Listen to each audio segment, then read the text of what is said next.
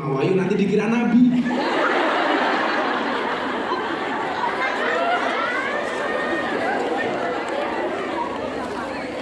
Kayak tadi pagi saya ceritakan, mbah-mbah usia 60 tahun, janda, update status di Facebook. Ada nggak yang mau jadi imamku? Belum ada yang komentar, kasihan kan, tak komentarin. Ada Mbah Israel. Langsung si baik, Sherlock komodar. Alul musibah itu orang yang di dunia banyak diuji oleh Allah. Ujian-ujiannya apa? Coba Anda buka Al-Baqarah ayat 139 beberapa itu. Jadi kita itu akan diuji oleh Allah apa? Minal khauf, dengan rasa takut.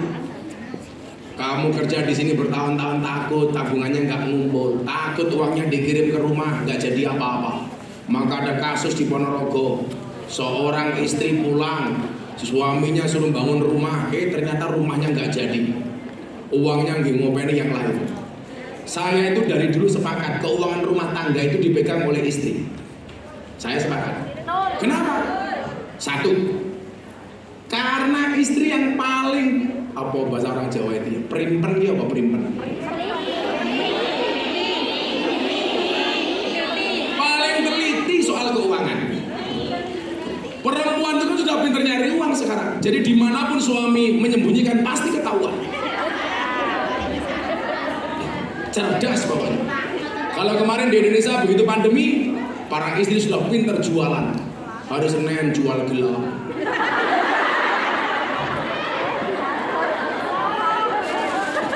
Saya sepakat keuangan rumah tangga dipegang oleh istri. Kenapa? Karena kalau keuangan rumah tangga dipegang oleh suami, bisa jadi berpotensi untuk membahagiakan istri lainnya. Loh. Maka suami itu kepanjangannya semua uang adalah milik istri.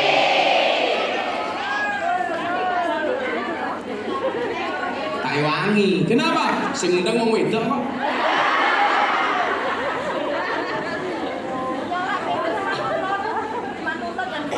Minal khauf. Diuji dengan rasa takut. Takut kehilangan. Itu lumrah. Walju, diuji dengan kelaparan. Takut gak bisa makan. Makanya banyak laki-laki gak berani menikah karena merasa belum punya apa-apa. Dia salah. Padahal menikah itu membukakan dua jalan. Satu jalan rezeki, nomor dua jalan barokah goblok.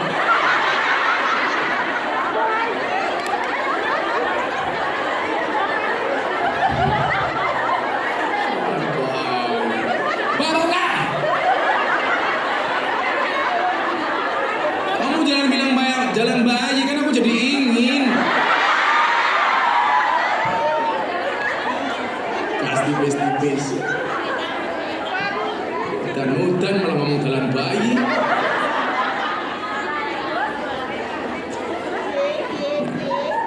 Wa naqsim minal amwal. Dia diuji oleh Allah dengan kekurangan harta. Merasa kerja bertahun-tahun di Hongkong kok orang ngumpul-ngumpul. Betul? Begini, kalau kamu kerja bertahun-tahun, gaji sama temannya sama, tapi temannya punya apa-apa, kamu kok tidak? Kamu perlu introspeksi. Jangan-jangan ada yang salah dengan cara pengelolaan keuangan kamu. Betul? Saya bisa ngomong gitu dong, karena saya betul-betul berangkat dari miskin, gak punya apa-apa. Walaupun mbak saya kayak 7 turunan, persoalannya saya keturunan nomor 9.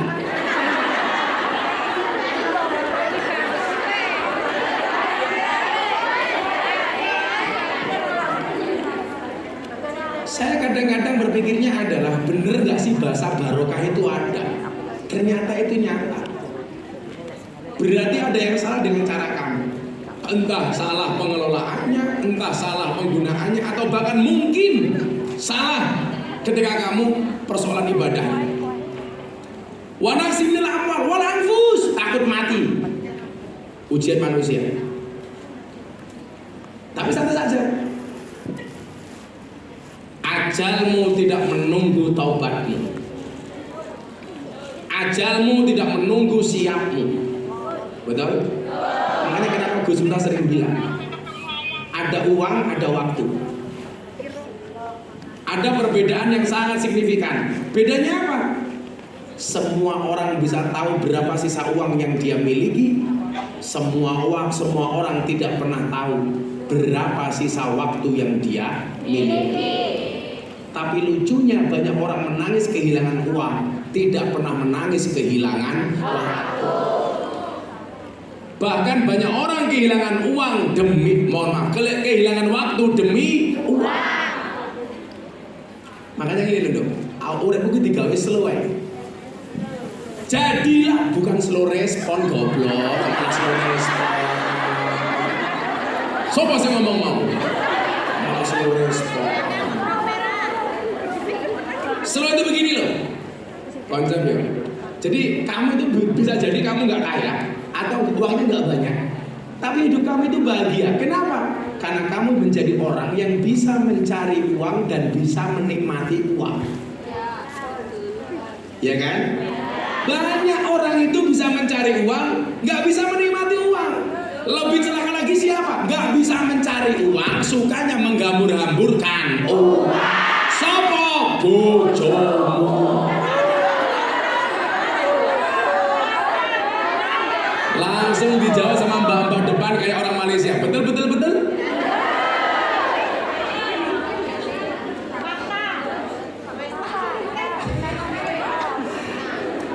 Jadi saya begini nih, ya. Saya itu orang yang mungkin uang saya nggak banyak banget, tapi saya bisa menikmati uang. Karena saya lihat kawan-kawan saya itu kadang-kadang uang ditumpuk-tumpuk, nggak mau menikmatinya. Alasannya untuk masa depan ditabung. Bendino mikir duit nganti rupane koyo duit. Begitu tua dikit stroke. Kalau cuma uangnya dimakan rayap nggak apa-apa, tapi hidupnya tidak nikmat. Mangan enak iman. Bukan? Opo-opo hitung. Wis. Kancane mangan enak rasani. Sing rasane sapa? Jilbab coklat.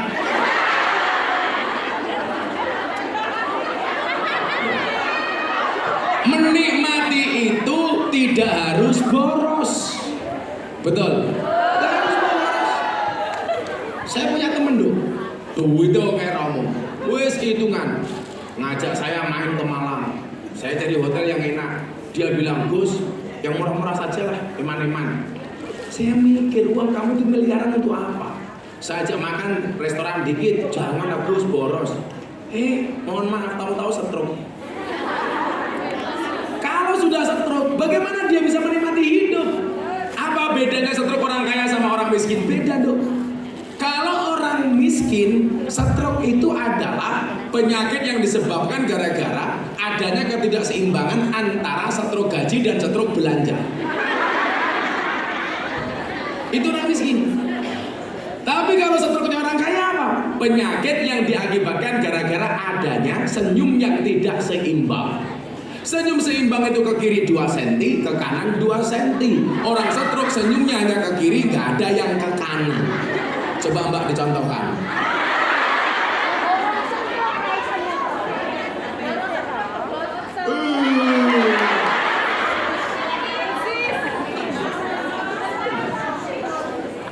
Lah Anda itu kerja di sini dinikmati saja. Penghasilannya nggak seberapa, tapi kamu bisa menikmati. Ya tidak harus bermewah-mewah. Kayak kita tuh kan nongkrong sama temen di taman sambil makan bakso sudah bahagia, betul? Kalau guyon bosok, jambak-jambak, jejek-jejekan, seneng. Pesan saya satu dong, kalau kamu besok pulang ke Indonesia, entah dari manapun provinsi daerah kamu, itu nggak usah membicarakan kesuksesanmu dengan teman-teman sekampung. Kalau ketemu dengan teman-teman alumni atau teman-teman kecil, yang dibahas apa? Cerita-cerita masa lalu saja. Saya itu paling nggak senang menghadiri acara alumni, walaupun saya dianggap sukses, karena saya nggak enak. Kadang-kadang orang reuni yang dibicarakan apa? Sekarang saya manajer di sebuah perusahaan, gaji saya sekian. Nggak bisa menjaga perasaan temannya yang belum punya pekerjaan. Betul? Alumni ngomong, wis bojoku ayu, anakku kayak metengan. lupa temennya banyak yang belum menikah. Jadi kalau kuliah reuni sekolah ya biasa-biasa cerita CLBK masa lalu, cinta bosok-bosokan ya. Itu malah asik. Aku biar dikontok jadi nulis bocah yang umbelan mungkin gua memang. Nah, maka atas ujian-ujian itu Allah katakan dalam Al-Quran wa basyiris sabirin, berikanlah kabar gembira bagi orang yang bersabar. Lah, ahlul musibah yang tadi kita sampaikan itu mereka bersabar. Ketika diuji kemiskinan, dia tidak menjual kemiskinannya. Ada nggak orang yang menjual kemiskinannya? Ada. Ingat, orang yang benar-benar miskin akan diam karena paham bahwa mereka ditakdirkan miskin. Orang yang bermental miskin akan teriak-teriak bahwa mereka miskin. Orang yang serakah akan pura-pura miskin walau paham bahwa mereka tidak miskin. Dan orang-orang yang hebat akan selalu berusaha memberi dan berbagi walau sebenarnya mereka miskin. Sekarang di Indonesia itu paling banyak mental miskin. BLT untuk orang miskin. Yang punya mobil ngaku miskin, yang punya gelang ngaku miskin. Betul? Besok lagi muncul BLT untuk UMKM, pengusaha kecil, semuanya ngaku pengusaha kecil. Maka besok di Indonesia akan ada BLT yang ketiga untuk orang gila. Pertanyaannya, apakah ada yang masih ngaku gila? Nah, begitu dihisab oleh Allah, oleh malaikat, Allah mengatakan begini untuk ahlul musibah. Ini ngopo meneh cari.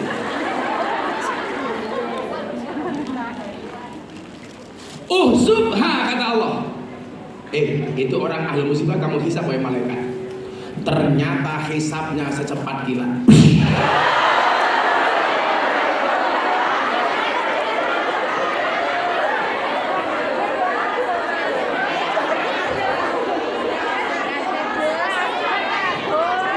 Lah kowe ora kaget ngombeku kapan? Lah iki lucu kok kaget kok sing disikili cangkem kaget aku. Salah ngene yo. Apa cangkemmu ana jantunge. Malah bengoto ganjel to.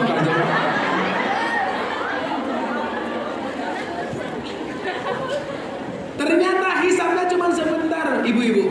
Set rambung. Allah takon, "Loh, kok hisabnya si miskin itu cuma sebentar?" Apa jawaban malaikat? Gusti, mereka itu ahlul musibah. Kamu kasih ujian, kamu kasih masalah, kamu kasih kesedihan, mereka bersabar. Dikasih suka, bersyukur. Dikasih duka, bersabar. Dikasih musibah, justru dia bersyukur, maka menjadi nikmat.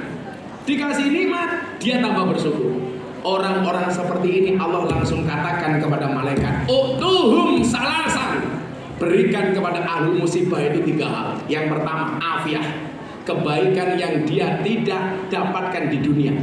Yang kedua apa? Khairan, kebaikan-kebaikan surga. Dan yang ketiga, manzilah, apa itu? Derajat surga yang paling tinggi. Singkat cerita, yang kedua dihisab oleh Allah. Siapa? Ahlul afiyah. Malaikat wis rampung. Sampun Gusti, kae ahlul afiyah hisaban, diceluk. Kowe rene. Begitu si ahlul afiyah ini dihisab, matanya melihat mendongak ke atas, melihat orang mendapatkan derajat tinggi di surga, melihat orang yang ahlul musibah mendapatkan kesenangan di surga. Apa kata ahlul afiyah ini? Siapa mereka ahlul afiyah? Di dunia uripe digawe penak tok, ora tahu susah, seneng terus. Ndelala lagi uripe ketepaan.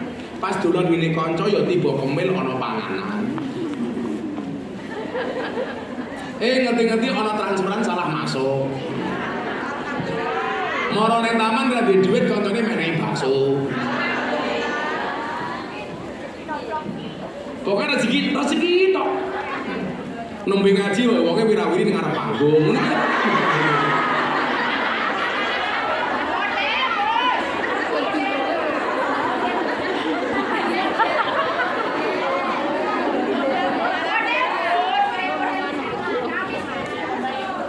iki modele akhirat iki.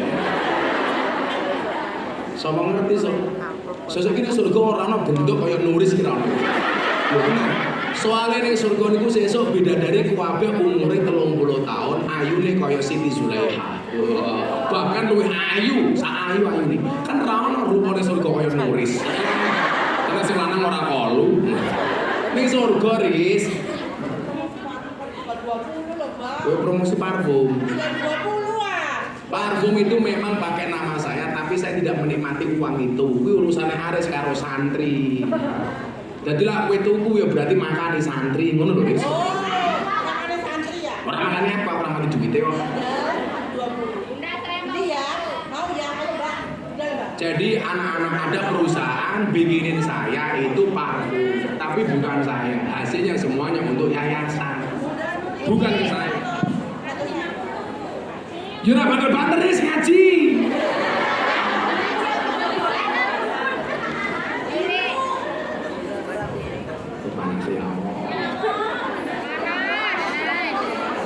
Kan kulitku kulit kentang, halus, bukan kulit badak.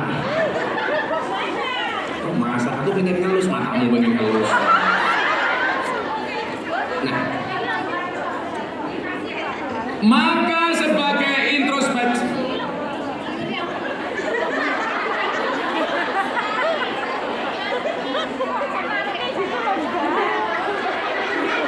ya dodol kalau berangkang racun ini kan nutupi. Ingat, mereka datang ingin lihat wajahku, tidak ingin lihat bokongmu. Jadi begini, maksud saya begini, ibu-ibu. Ya.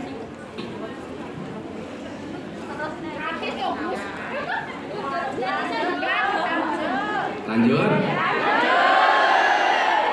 Mohon para penjual tidak menjual kemaluan saya. Kehormatan saya.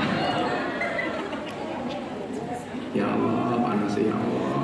Moga-moga panas siang hari ini menjadi benteng panasnya api neraka. Oke, khusnudon banyak. Nah, kita itu tidak bisa memilih kita ada di pihak mana. Cuman yang perlu kita pahami adalah hidup itu memang isinya cuman dua. Kalau nggak suka, ya duka. Cara menyikapinya, kalau ada suka kita bersyukur, kalau ada duka kita bersabar. Urip iki sini mung loro lho, antara syukur karo sabar. Diwenehi seneng alhamdulillah, diwenehi susah juga alhamdulillah. Kenapa? Karena kita tahu antara senang dan susah itu semuanya datangnya dari Allah. Cuman menyikapinya saja yang penting. Kanjeng Nabi, ketika dikasih senang, dia umumkan. Ketika dikasih susah, dia diam. Beda karo kung ya. Lah susah, bengok, seneng, menang. Susah gawe status. Lah seneng, menang. Lah gajian, menang. Lah duit, utang. Ada enggak ya yang mau traktir saya?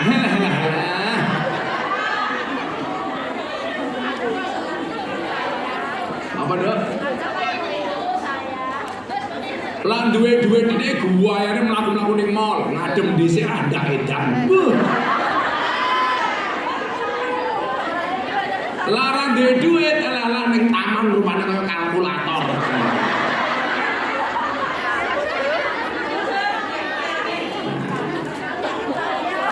Ning Victoria karo ngenteni mangan gratis boboan ono garangan teko.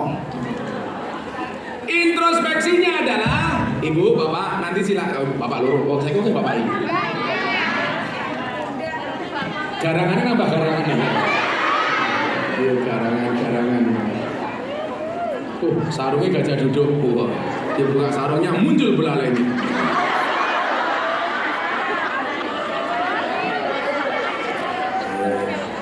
Lemon di sini. Kamu tahu bedanya jeruk sama kamu? Jeruk mengandung vitamin C, kamu mengandung anaknya garangan nih.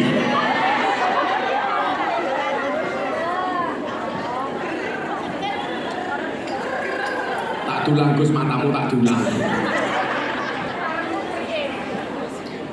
Ini introspeksinya. Coba. Bila kamu suka makanan, mulailah berpuasa. Bila kamu suka tidur, mulailah bangun tidur untuk tahajud. Bila kamu suka harta, mulailah bersedekah dan banyak amal. Bila kamu suka mendengarkan musik, mulailah mendengar Al-Quran. Itu kamu lakukan, yang kamu tulis di situ akan jadi kenyataan. Menjadi pribadi yang mencintai dan dicintai Allah. Ya. Ulangi. Coba dengar-dengar.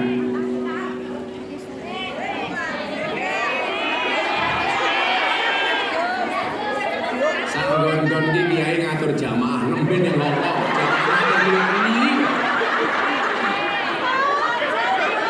Ngatur-ngatur ana kota infak nyemplungi sakanane. Ndelok munyo kebun binatang sangune $1.000. Pengajian ndelok kiai $10. Larang munyo napa kiai? Munyo. Jenengan mereka jadi kiai napa munyo? Aku iso erosi ya. Mohon bersabar, ini adalah ujian. Saya ulangi. Kita yang nulis mah begini pesawat berkabur esok turu. Saya action matamu action.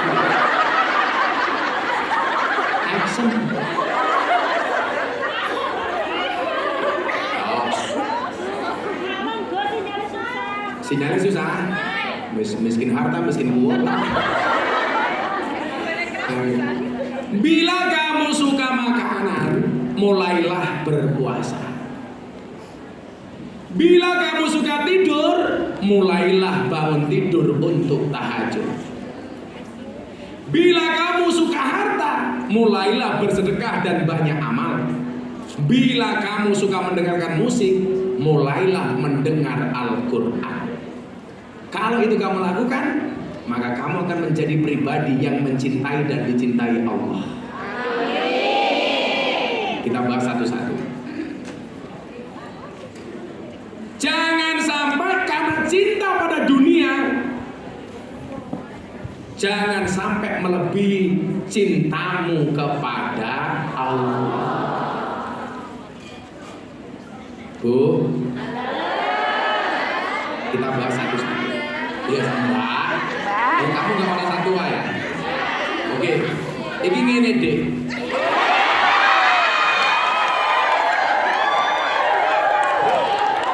Oh yang ngene deh. Kalau lempung ngono deh.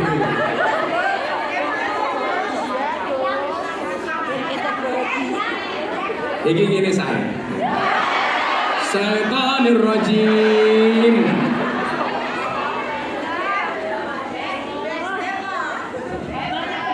Iki ngene besti.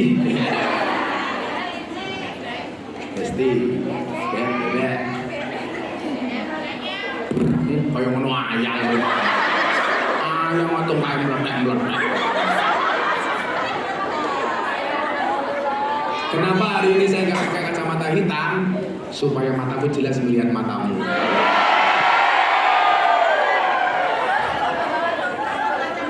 Kenapa nggak bawa tongkat? Karena dikira si buta dari gua hantu. Kamu tahu siapa yang digendong oleh si buta dari gua hantu? Namanya Nuris. Pokoknya mengunyuk di lali. Bila kamu mulai suka makanan, mulailah berpuasa. Jadi gini, makanan itu masalah sepele. Tapi pesan saya satu, jangan sampai hidup kita disepelekan hanya gara-gara makanan. Banyak orang dianggap sepele gara-gara makanan, walaupun itu masalah sepele. Nah, kalau nafsu makan itu mulai tinggi, berpuasalah. Karena seolah-olah Allah pengen mengingatkan, nafsumu berlebih-lebihan nih. Serakah tuh. Orang itu kalau sudah serakah itu bahasa Arabnya apa? Tomak. Tama itu bahasa Arab goblok. Pakai to. Kalau tama itu bahasa Indonesia. Toma, to, mim, ain. Ternyata nyuwun sewu. Hurufnya 3 itu nggak asik semua. To, bokong gede awake cilik. Mim, ndase gede sikile cilik. Ain, cangkeme gede. Mohon maaf, cangkeme ombo, wetenge gede. Makanya saya itu malu dulu ketika saya gemuk banget. Saya dulu pernah berat badan saya 108 kilo. Wow, saya dulu begini. Yakin, tak kayak itu.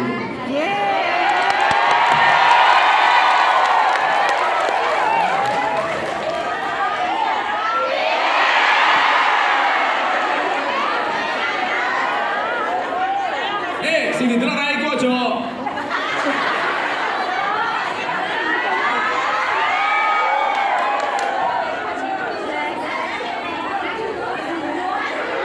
Maju yang jelungan kok.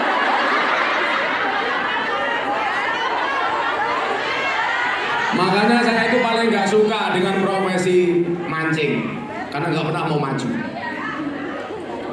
Mancing maju yang jelungup. Yang paling saya hargai itu adalah profesi penjual es. Cepat atau lambat pasti cair.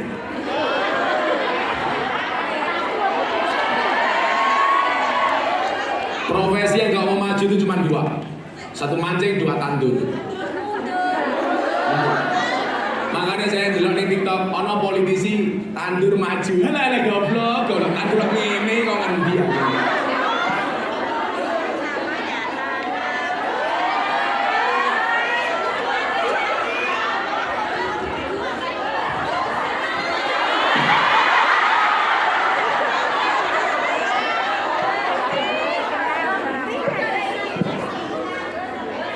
Orang itu kalau sudah berlebih-lebihan soal nafsu makannya, itu tanda-tanda Allah mengendaki kita untuk berpuasa. Rumah.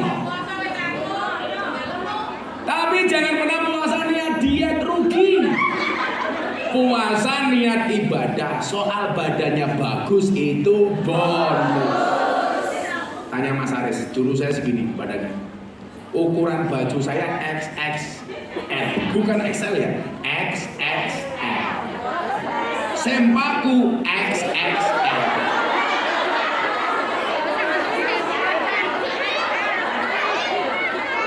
Orang bahaya. Makanya bapaknya yang besar-besar, Pak.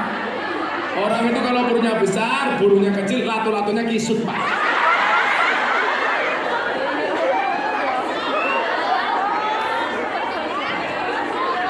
Akhirnya saya berpuasa. Gara-gara apa? Saya melihat sejarah sirah nabawiyah. Nabi Muhammad usianya 63 tahun, sakit hanya 2 kali tok Nabi Muhammad seumur hidupnya. Itu pun sakitnya puskesmas, pusing kesleo masuk angin. Kan ra mungkin mosok Nabi kok jantung koroner, ora pantes.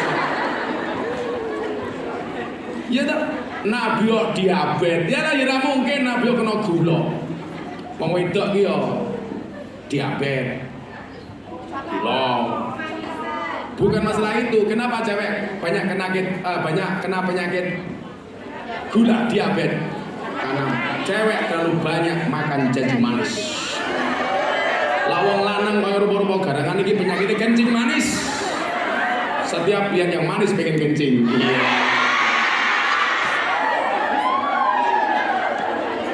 Kurang ajar yang di belakang. Wah, aku dikencingi Gus.